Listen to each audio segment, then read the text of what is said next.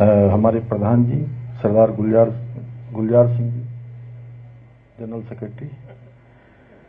सरदार चरण सिंह जी उपाध्यक्ष गुरु सिंह सभा, एडवोकेट देवेंद्र सिंह जी कार्यक्रम संयोजक, और हमारे सभी महानुभाव, मैं सोचता हूँ कि नाम लूंगा तो संभल हो जाएगा, क्यों मसीन साहब, और हमारी मातृशक्ति भी दीप्ति जी भी, और वो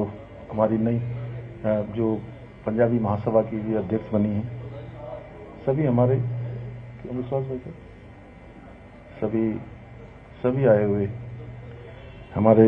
गुरु घर की कृपा प्राप्त करने के लिए यहाँ पर आए हुए सभी मेरे बड़े बुजुर्ग, सभी मेरी माताएं बहनें, उपस्थित हमारे सभी नौजवान साथी, युवा साथी, और जिन दो बच्चों को आज यहाँ पर बहादुरी के लिए मेरे हाथों जिनका मैं कहूँ प्रोत्साहन किया गया, कि ये प्रोत्साहन इसलिए कि बच्चों आप जीवन में और भी अच्छे अच्छे काम करते रहो। हम सब लोगों की तरफ से इन बच्चों को बहुत शाबाशी, बहुत सब मेरी तरफ से बधाई, शुभकामनाएं। हमारे सभी मीडिया के मित्र,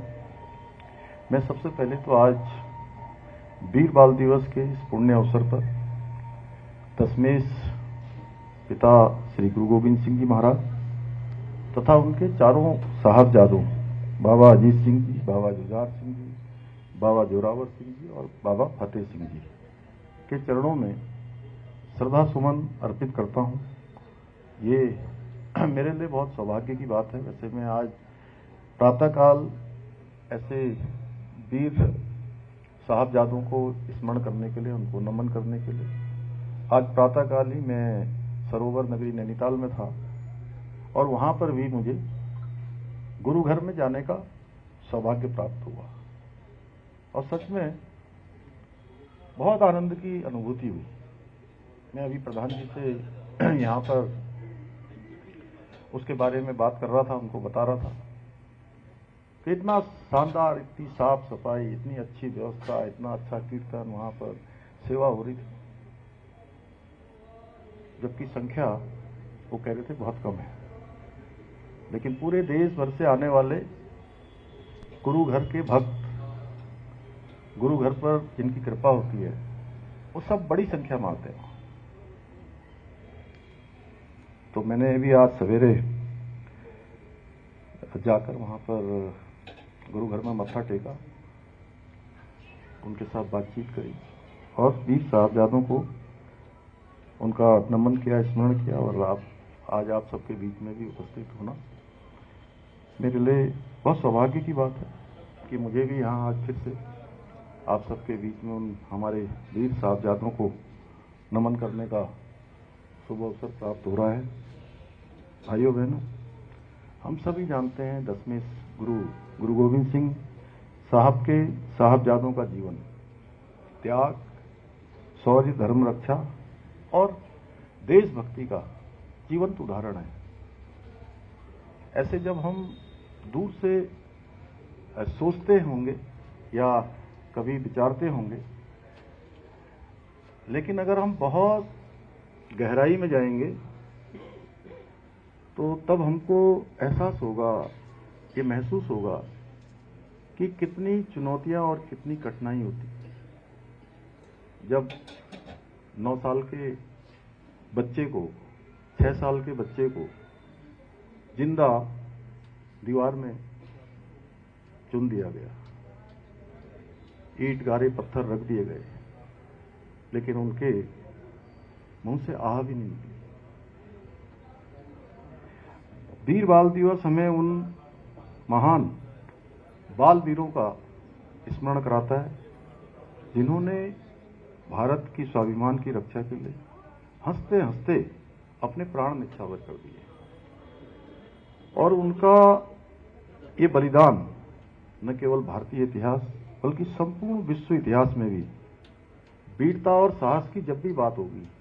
पराक्रम की बात होगी, धैर्य की बात होगी, जान की बाजी लगाने की बात होगी, तो ये उसका सर्वश्रेष्ठ उदाहरण होगा।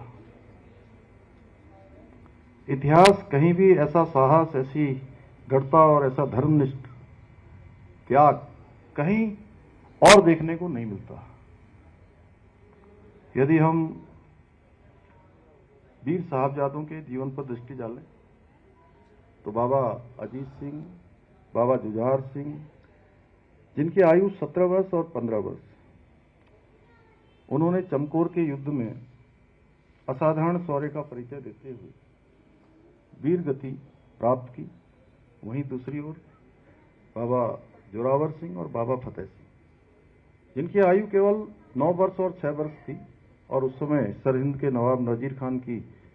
अमानवीय जो ये यातनाएं थी, तमाम प्रकार की क्रूरताएं थी, अत्याचार था, उसके सामने उन्होंने समर्पण नहीं किया, हार नहीं मानी। और 26 दिसंबर 1705 को उन्हें